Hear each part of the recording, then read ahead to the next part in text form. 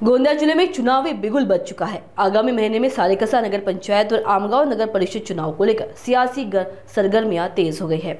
शिवसेना शिंदे गुट की ओर से पूर्व विधायक सहसराम कोरोटे ने एक बड़ा बयान देते हुए कहा कि अगर सम्मानजनक युति नहीं होती है तो हम पूरी ताकत से स्वतंत्र रूप से चुनाव लड़ने को तैयार है। पत्रकार से बात करते हुए कोरोटे ने कहा कि युति का अंतिम निर्णय हमारे नेता और उप मुख्यमंत्री एकनाथ शिंदे लेंगे, वही हमारे लिए अंतिम होगा। भाजपा के स्थानीय विधायक द्वारा अपने पक्ष को मजबूत बताने पर कोरोटे ने पलटवार किया। अगर मेरा टिकट न कटा होता तो आज मैं विधायक होता, लेकिन अब जनता हमारे साथ है। इस बार शिवसेना शिंदे गुट पूरी ताकत से मैदान में उतरेगी। अब देखना ये होगा कि देवरी आमगांव विधानसभा क्षेत्र में शिंदे गुट की रणनीति कितना असर दिखाती है और क्या वो अकेले चुनाव लड़कर जीत की ओर बढ़ पाते हैं। विधानसभा क्षेत्रामध्ये सालेकसा आणि आमगाव ह्या दोन तालुक्यामध्ये निवडणूक होणार आहे।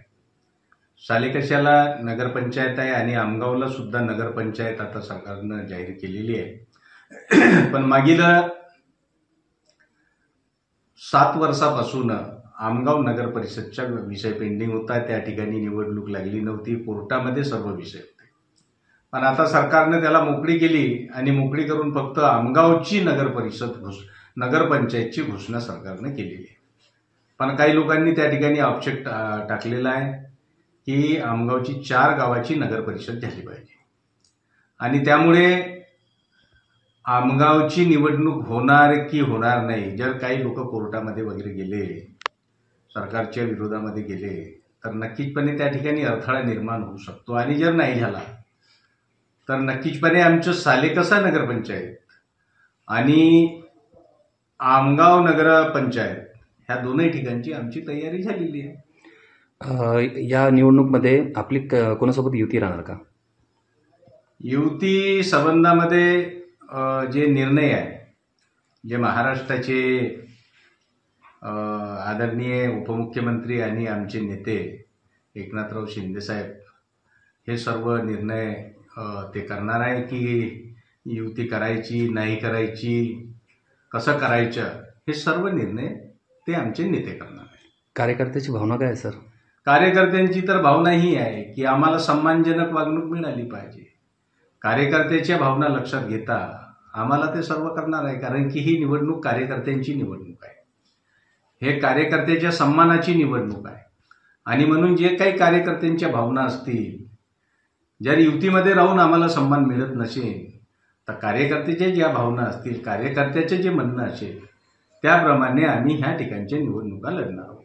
भंडारामध्ये निवडणूक होत आहे दूध संस्थाची, त्यामध्ये काँग्रेससोबत शिंदे गटाची युती आहे, तर तशी प्रकारची आपल्या गोंदिया जिल्ह्यामध्ये युती राहणार का?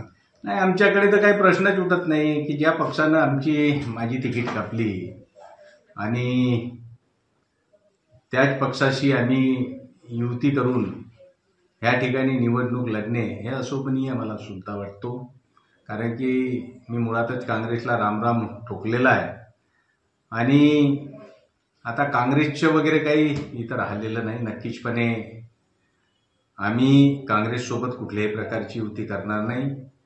आमची मित्रपक्षासोबत जर युती झाली नाही तर कार्यकर्त्याच्या भावना घेऊन आम्ही निवडणूक लढणार। विद्यमान आमदार आहे आमगाव देवरी विधानसभाचे, ते म्हणाले की भाजप या ठिकाणी मजबूत पक्ष आहे, काय सांगणार? भाजप कुठं मजबूत आहे? आम्ही तर मजबूत आहोत ना।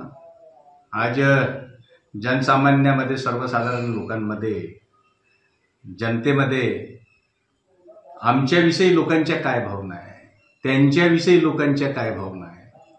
आज 2024ला निवडणुकीमध्ये मी उभा राहिलो असतो तर चित्र वेगळेच राहिलं असतं, मी आमदार बनलो असतो, कारण की माझी त्या प्रकारची बांधणी होती, जनतेच्या भावना होत्या आणि ह्या मतदारसंघामध्ये विकास कार्य मोठ्या प्रमाणामध्ये मी केलं आणि त्यामुळे मला कुठल्याही प्रकारची नव्हतं। आम्ही मजबूत होतो, पर्सनली सुद्धा आम्ही मजबूत आहोत आणि आज महाराष्ट्रामध्ये, संपूर्ण महाराष्ट्रामध्ये शिंदेसाहेब मुख्यमंत्री असताना त्यांनी जे कार्य केलं, जे काम केलं ते अतुलनीय काम केलं। लाडली बहिणाचं काम केलं। लाडली बहिणाला, ज्या बहिणीला खर्च करण्यासाठी पैशाची गरज राहत होती, तिला तिच्या पतीच्या मागे पैसे मागावं लागत होतं, ते सर्व प्रश्न मिटवण्याचं काम आदरणीय आमचे नेते आणि महाराष्ट्राचे उपमुख्यमंत्री, त्यावेळेसचे मुख्यमंत्री शिंदे साहेबांनी